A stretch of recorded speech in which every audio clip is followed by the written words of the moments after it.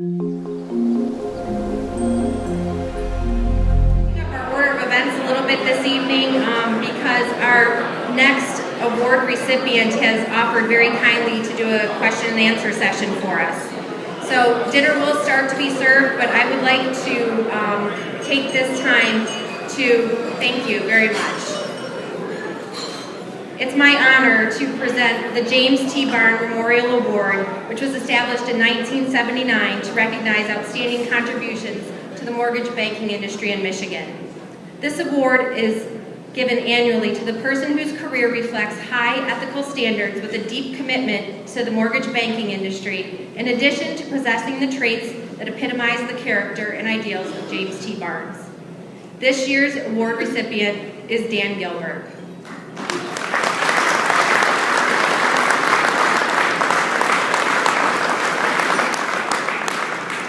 Dan Gilbert is the founder and chairman of Quicken Loans, Incorporated, the nation's second largest mortgage lender, which includes affiliates Title Source, In-House Realty, and One Reverse Mortgage. He is also the founder and chairman of Rock Ventures, LLC, the umbrella entity for his portfolio of businesses and real estate investments.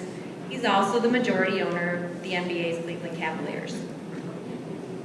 Some history about Quicken Loans. Quicken Loans was previously Rock Financial Corporation and was founded in 1985 by Dan Gilbert. In October of 1997, Rock Financial became affiliated with a title insurance company, Title Source, to help support its residential lending business.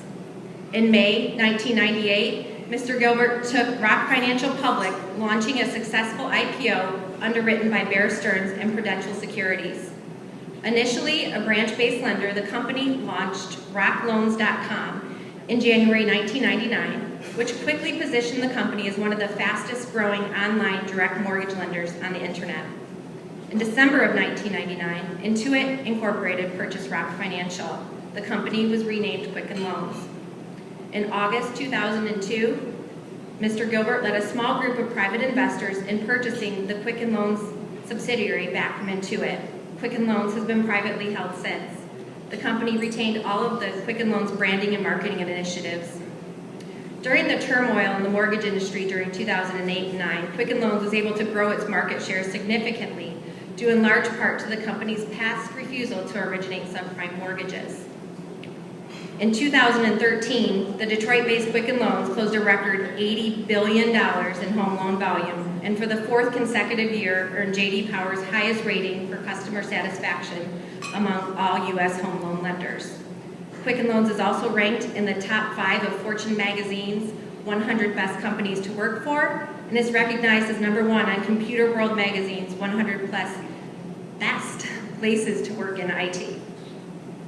Dan began moving his family of companies to Detroit's Central Business District in 2010 in an effort to help lead the transformation of this great American city.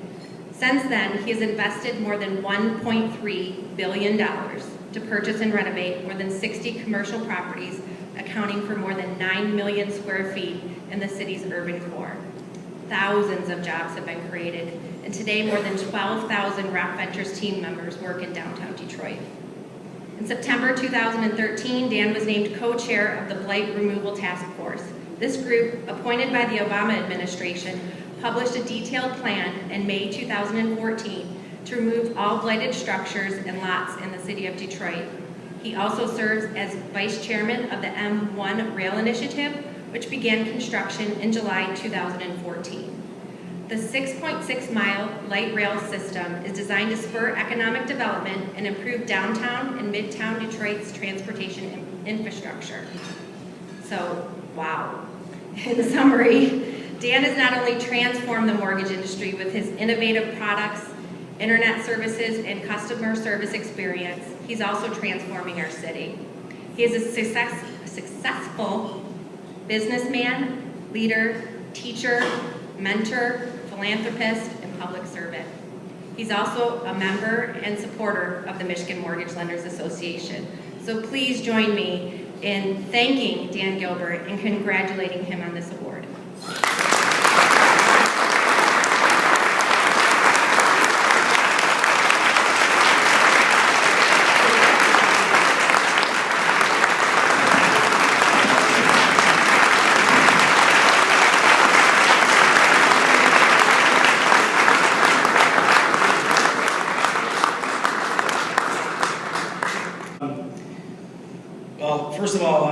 you know, I won't talk longer than that. I don't know where you got that thing from, reading all that stuff. But I'll try not to talk longer than that. I just, you know, it's funny because we used to come in the late 80s, not kidding, late 80s, early 90s to the mortgage bankers Christmas parties every year. You still having them? Still having them? Oh, yeah. And luckily we didn't keep coming, or we probably wouldn't have been anywhere near what we're doing today as a business. We probably would have just gone off the deep end, because those parties were the wildest. Way back when, I'm telling you, I had to call cabs for my brother. This was before Uber, or Uber, whatever they call that thing. I mean, it was, I'll never forget those parties. And I think there might have been one maybe here. I can't remember. But it's been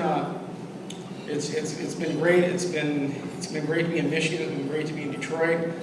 We're glad that we've been able to stay with the Michigan Mortgage Bankers all these years. I heard that Tim Ross is here. I haven't seen him in years. He remembers those parties. And Don Calcaterra Jr., is he here tonight? Somewhere, because I know he remembers them. So it's you know, being in the mortgage business, I think if we're all still here based on what happened over the last 6-7 years, I think that's a feat in itself. And I personally think that, you know, now that we're all sort of through what's happened, we call it mortgage Armageddon. I'm not sure what you guys all call it from 2007, 2008, but now that there's a few years in the rearview mirror, that I personally don't think there's ever been a better time and a brighter time for mortgage bankers, mortgage brokers in the field than ever before. And the opportunity is immense, and especially with the technology that keeps coming and keeps getting better and better, and all the entrepreneurial companies inside and outside the mortgage business, even the ones that support them, and all the great opportunity there is. So I think that anybody who's in this business right now and has survived should be commended, and I think there's great days ahead, because you know, you're competing with probably a lot less competitors, and all of the ones that have left are way, way better than anything we've seen. And I think it's just a great time to be a mortgage banker, mortgage broker, mortgage banker. So thank you all for this award. I really feel honored to have received it, especially when I looked at the names of the people who have received it in the past. And there's some names on there I haven't thought of for 10, 15, 20 years. So it was really nice to see that, and I really feel honored and appreciate it. So thank you all. I hope you enjoy your evening here in Detroit. I guess they're supposed to be, if you want, I'm not going to forward this on question and answer. Somebody said that to me. Yeah. If you want to do that, Does anyone have any I'd questions? be glad to do that. If not, have a bunch of drinks and forget about it.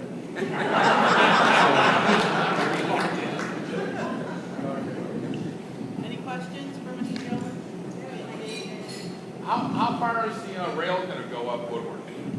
So the M1 rail is actually going to start at Jefferson and go 3.3 miles north up to Grand Boulevard. So through downtown, through Campus Martius, through the stadiums, and then all the way to Wayne State at Grand, and through Wayne State actually to Grand Boulevard.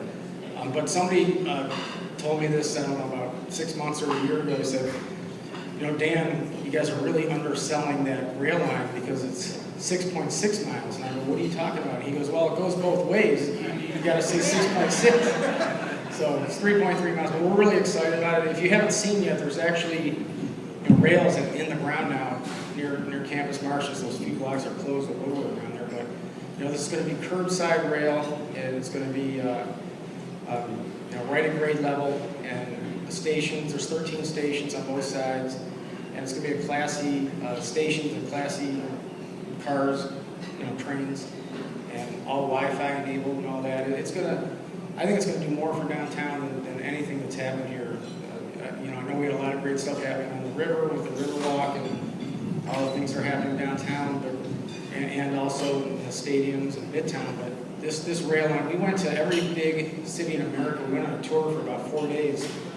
And any community leader that you talk to, whether it's business people, mayors, foundations, all those cities, and I'm talking Portland, Minneapolis, Denver, San Diego, all of them point to their curbside light rail at grade level as being probably the #1 reason for their recent economic booms in the urban core. And so, we're excited. We can't wait. It should be open, if everything goes right, summer, fall of 2016. Dan, was there a moment where you had like an epiphany where you said, I want to re-engage with the city, all the things you did with Cleveland and the Q and bringing the suburbs back to the city in Cleveland? Was there something that triggered you to say, I want to do that in Detroit again, or was it something that kind of built up over time? So for us, you know, a lot of myself and several partners over the years, and who stayed with the business for over the years, you know, we're sort of generational Detroiters. I mean, my father was born in the city, my grandfather was born in the city. They were both small business people inside the city itself. So, you know, I was born and lived the first few years in the city. We always had a, you know, love for Detroit, but when our leases were coming due, it was like 2007, 8, we knew our leases in the suburbs, they were pretty much coterminous. They were all coming due at the end of 2010. So we had three choices. We either could continue on being spread out in the suburbs, and we were all over Troy, Bologna, Southfield, Farmington Hills, which was really tough to you know, be so spread out in the suburbs. So we could renew our leases. We could have found a vacant piece of land somewhere on the outskirts and built a campus, or the third option was to give it our best shot and come downtown. And when we first moved in August of 2010, we moved 1,500 people. And, you know, let's face it, we could have, if we wanted to. I wouldn't say that back then, but it didn't work out so well. You know, we leased at CompuWare. We could have maybe in a year or two pulled back. But I got to tell you, from day one, and I really mean this, from day one, our people, every single one, absolutely fell in love with it, felt more energized being in urban core, being downtown. And when they feel like they can impact the city, I think they're better team members at work too. And when I started going and visiting the suburban locations and weren't downtown, at first I was worried they were going to, you know, be begging and pleading, don't move me downtown. But it was the opposite. It was like, when can we get downtown? So now we've had everybody here for a while now, and it's worked out great. So I'm super excited. Thank you. Mr. Gilbert, can you tell me and I'm over here, can you tell me what you think the results of the election mean, not only for the mortgage business, but for the economy? At the state level or the federal level? State and federal. Boy, I try not to get myself in the middle of that thing.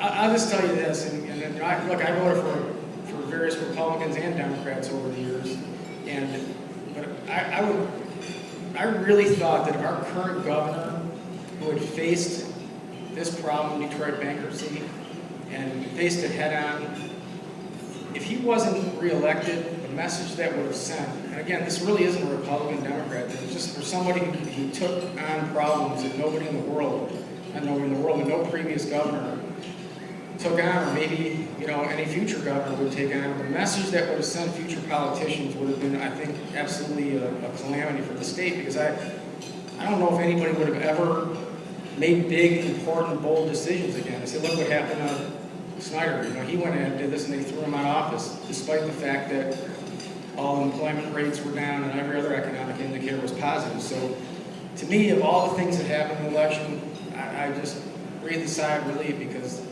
I don't think, if there's anything we don't need, it's politicians who aren't willing to make the bold, risky, important decisions because they're politicians. So, to me, that was probably the single most biggest thing that happened in the last few days.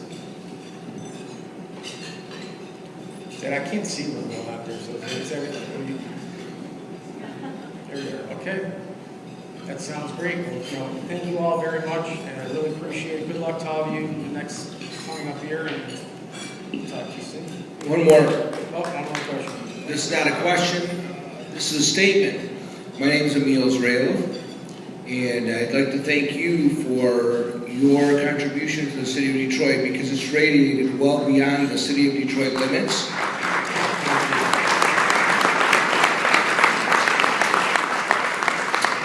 Personally, I live in Commerce Township, and your energy and enthusiasm in the city of Detroit has radiated well beyond the city limits. And I'd like to thank you, for all of us, for reinvigorating the state of Michigan with your contributions.